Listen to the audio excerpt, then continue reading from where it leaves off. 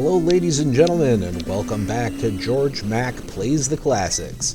Here's a follow-up to the original from 1987. It's Track and Field 2. You've got 15 more events of action-packed button mashing this time around.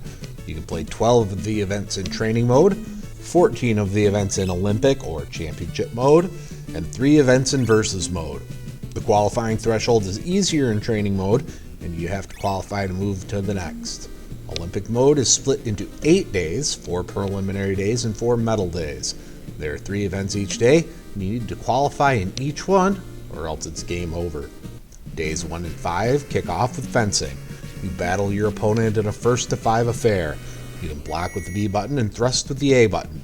Coupled with the D-pad, you can attack high, low, or mid. I found the low thrust to be the most successful. Up next is the triple jump. You mash the A button to build up speed, and then press and hold the B button to jump the angle you're shooting for. I'm going to level with you right away. I tried playing honestly, but I couldn't mash the button fast enough to get above 75% power. You can't qualify if you can't get to full power, so I opted to use turbo for these button mashing events that demand full power. I think it makes the most sense to aim for 45 degrees on each jump, but a helpful commenter on my stream, Link_7777, said optimal is 49, 49, and 62. I couldn't quite get that, but close enough. The final event of the day is Freestyle Swimming. This is a mash both the A and B buttons event. You have to wait for the starting gun to jump into the water, and can either swim the crawl or the butterfly.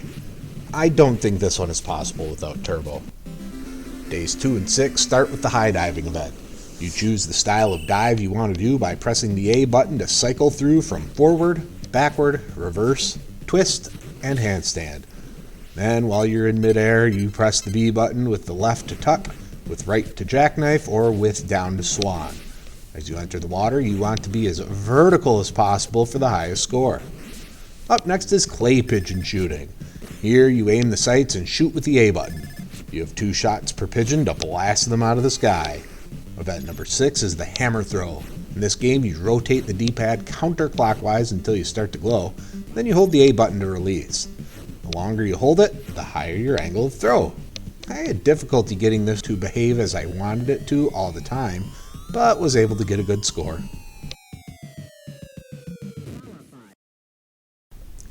Days 3 and 7 begin with Taekwondo, and there's a shout out to the Teenage Mutant Ninja Turtles in the manual, which foreshadows an upcoming game this month.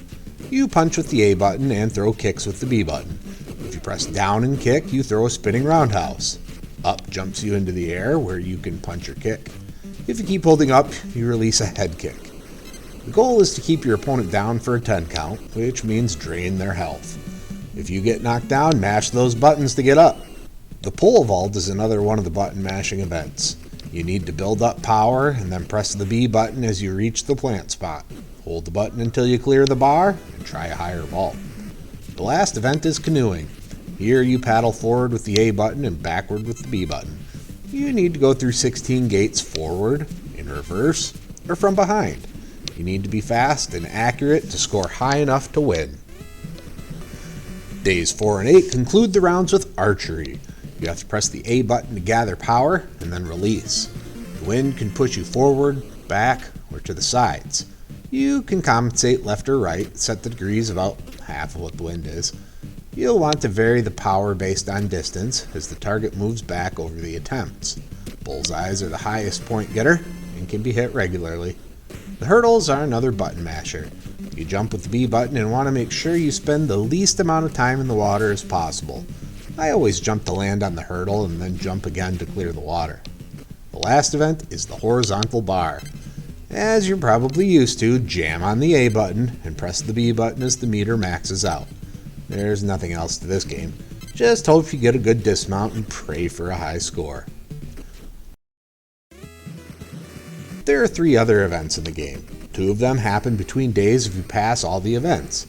The first is hang gliding. You need to mash the A button to gain speed before taking off the end of the platform with the B button.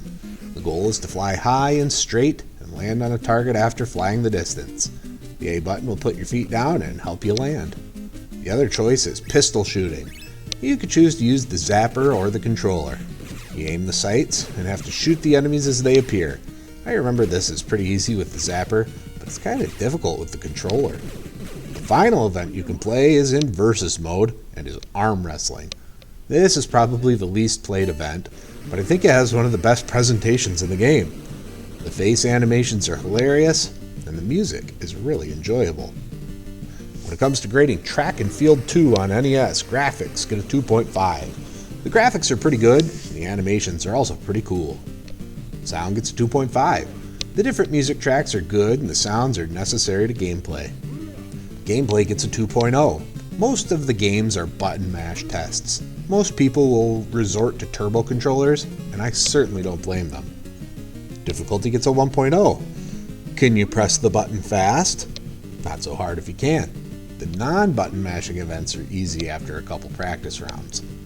Fun factor gets a 2.0. I thought I liked this better than the original, and I did. It's a better game, but it isn't the best thing in the world. Overall, Track and Field 2 on NES earns a 2.0 and gets a C.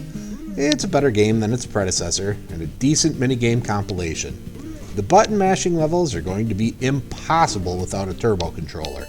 Trust me.